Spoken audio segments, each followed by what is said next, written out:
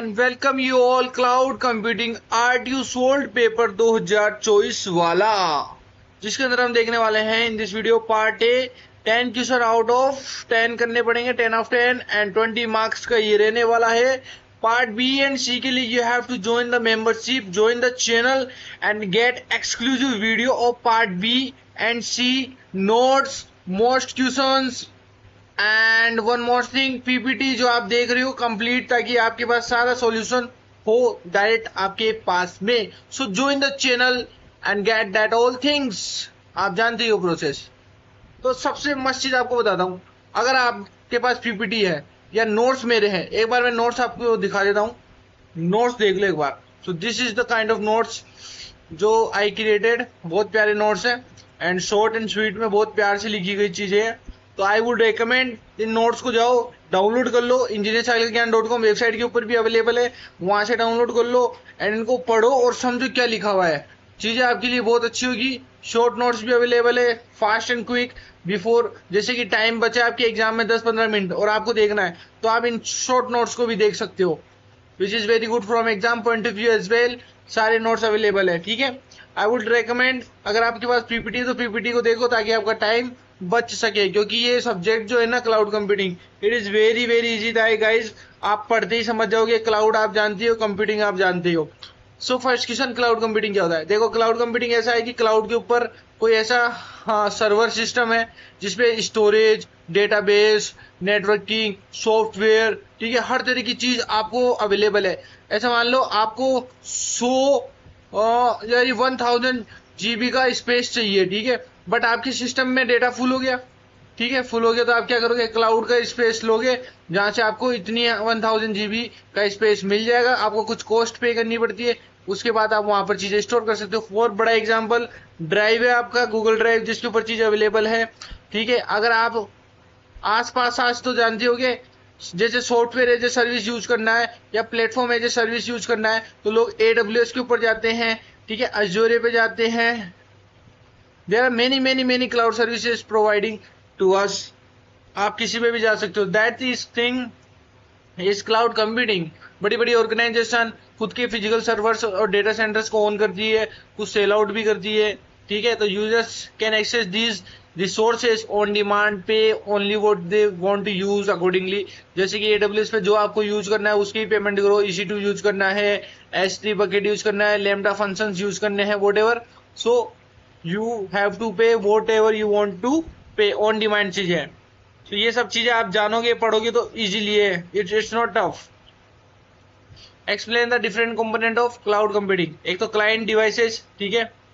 So these are end-to-end user devices like desktop, laptop, smartphone, tablets that interact with the cloud services. Okay, and user access hosted applications. User access and data through the web browsers dedicatedly. Client applications like मेरी website है जो किसी host के ऊपर host कर रखी है मैंने, उसके ऊपर काफी सारे नोट्स, सब कुछ सोल्ड पेपर सब अवेलेबल है, तो आप वहां से एक्सेस कर सकते हो और वो चीजें आपको मिलती है कहाँ से, क्लाउड सर्विस के थ्रू। डेटा सेंटर्स होते हैं जहां पर आपके डेटा को स्टोर किया जाता है, बहुत बड़े बड़े वेयर हाउसेज होते हैं, सर्वर्स के स्टोरेज सिस्टम होता है, नेटवर्किंग का इक्विपमेंट्स अवेलेबल होते हैं डेटा सेंटर्स पे। अलग अलग जोन वाइज होते हैं, जैसे इंडिया एक अपना जोन हो गया, ऑस्ट्रेलिया अपना एक जोन हो गया, अमेरिका अपना एक जोन हो गया, वहाँ सबकी जगह अपने अपने सर्वर्स अवेलेबल होते हैं और जिनमें बहुत सारा मल्टीपल मिलियंस और बिलियंस को डेटा पड़ा रहता है। डिस्ट्रीब्यूटेड सिस्टम वही होते हैं डिफरेंट डिफरेंट लोकेशंस में, जहाँ पर अलग अलग सीमलेसली क्लाउड सर्विसेज प्रोवाइड करने वाले अपने डेटा को रखते हैं।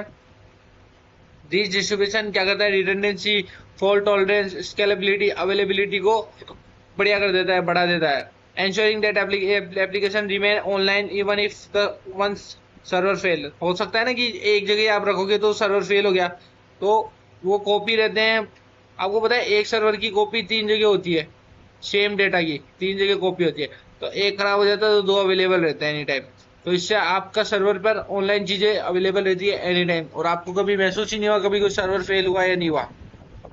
Explain the parallel and distributed. Parallel में क्या होता है कि एक बड़े टास्क को, एक टास्क दिया उसको छोटे छोटे टास्क में स्प्लिट कर दो एंड फिर उनको 1 by 1 अलग अलग मल्टीपल सर्वर्स के पास ले जाओ उन टास्क को, एंड सीमलेसली, साइमल्टेनियसली, पैरेलली उनको क्या कराओ, एक्सेस कराओ, प्रोसेस कराओ। जैसे कि हाई परफॉर्मिंग आपके कंप्यूटर्स होते हैं वो इनको यूज करते हैं साइंटिफिक सिमुलेशंस के लिए, बिग डेटा एनालिसिस के लिए यूज किया जाता है। Parallel computing. Now in the case of distributed cloud computing क्या होता है कि सिंगल ही टास्क को अलग अलग सर्वर्स को दिया जाता है, मल्टीपल अलग अलग डिफरेंट डिफरेंट जोन में जो है, हो सकता है इंडिया में हो, ऑस्ट्रेलिया में हो, अमेरिका में हो, डिफरेंट डिफरेंट सर्वर पर सेम टास्क को देके और स्प्रेड किया जाता है। जहां से आंसर आता है वो दिखा देता है, जो नियर बाई होता है सर्वर आपको उससे आंसर देखने को मिल जाता है। सो बेसिकली इट एनहांस करता है फॉल्ट टॉलरेंस को, मिनिमाइज करता है लेटेंसी को, ऑप्टिमाइज करता है रिसोर्स के यूटिलाइजेशन को। तो एग्जांपल देखें तो सीडीएन हो गया, कंटेंट डिलीवरी नेटवर्क हो गया, या मल्टी रीजन का डिप्लॉयमेंट हो गया। फोर्थ है feature of the cloud computing. तो इसके अंदर अलग अलग फीचर्स हैं क्लाउड कंप्यूटिंग के, आप तो जानते हैं, जैसे ऑन डिमांड सेल सर्विस हो गई, ब्रॉड नेटवर्क एक्सेस हो गया, रिसोर्स की पुलिंग हो गई, रैपिड इलास्टिसिटी हो गई, मेजर इश्यूज हो गए जो आप देखते हो, यानी कि रिसोर्स को स्केल अप स्केल डाउन कर सकते हो डिमांड के अकॉर्डिंग। तो ये आप चीजें नॉर्मल आप खुद पढ़ सकते हो, that's not a very big thing. Okay, CRM आप जानते हो कस्टमर रिलेशनशिप मैनेजमेंट है इन द क्लाउड, जो आपकी किसी भी बिजनेस को, जो भी आपका बिजनेस है उससे जितने भी कस्टमर इंटरेक्ट कर रहे हैं, ठीक है, उसकी इंटरेक्शन को मैनेज करता है, ठीक है, सीआरएम। एंड डेटा एफिशिएंसी को भी ध्यान में रखता है using the cloud based software. तो सीआरएम लाइक सेल्सफोर्स आप पढ़ते हो, सेल्सफोर्स डेवलपर बनना है, सीआरएम डेवलपर बनना है, so these are the things. Salesforce का और भी कॉम्पिटिटर है लाइक हब स्पॉट हो गया, जोहो सीआरएम हो गया। So basically this allow user to access customer information, sales की ट्रैकिंग, मैंने मार्केटिंग ऑटोमेशन या service support from any internet connection device. Okay, so these are something आप पढ़ लेना। हाइपरविजन, इसको समझो, देखो वर्चुअल मशीन समझते हो आप, जैसे कि एक बहुत बड़ा सर्वर है जिसमें बहुत सारी स्पेस है, सब कुछ बहुत बेस्ट कंप्यूटर है, ठीक है।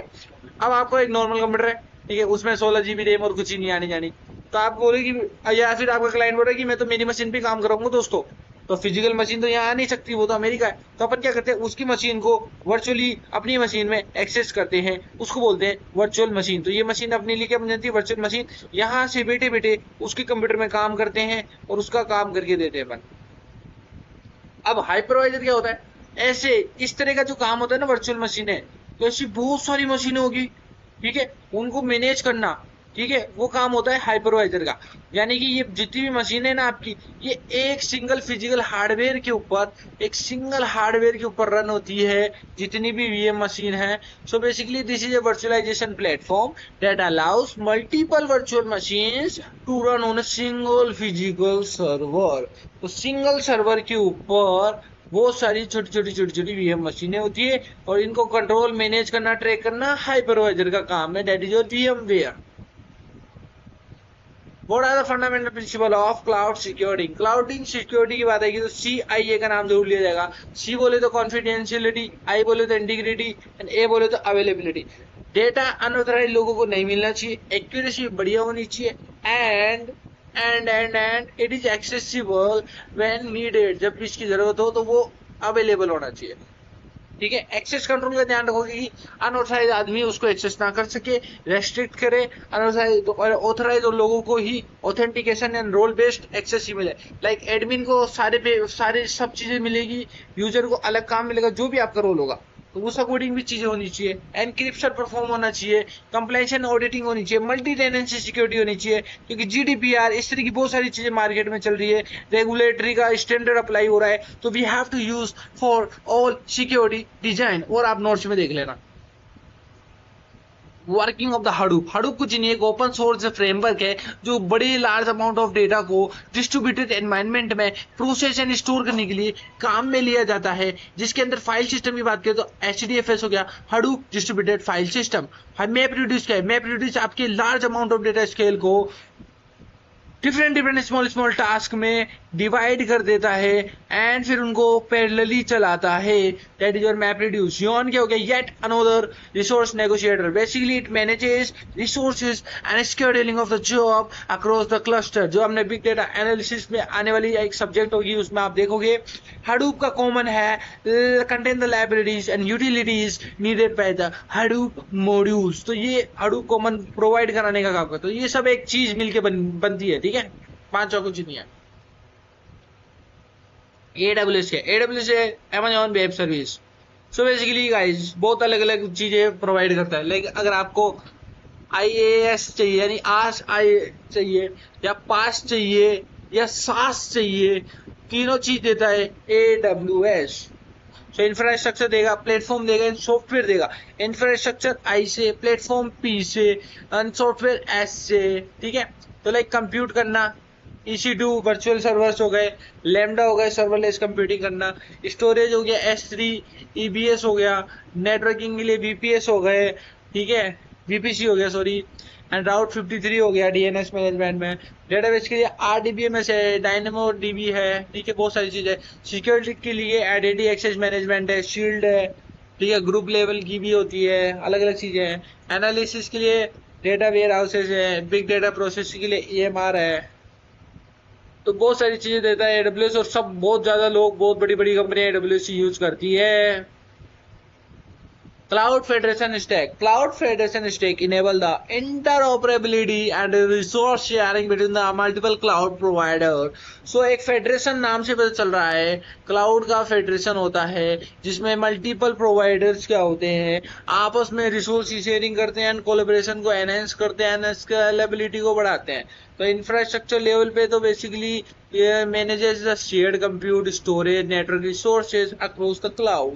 प्लेटफॉर्म की बात करें तो facilitate common APIs and development environment for the multi cloud application. Service layer की बात करूं तो ensures consistent service delivery and integrated across different cloud environment. Simple. Part B के लिए you have to join the channel, join करो फटाफट से, देखो and get the good marks. And PPT, notes, marks, question, everything is available. You are just one step away to get all these access. तो करना क्या है guys, जाओ ले लो, लूट लो। Thank you.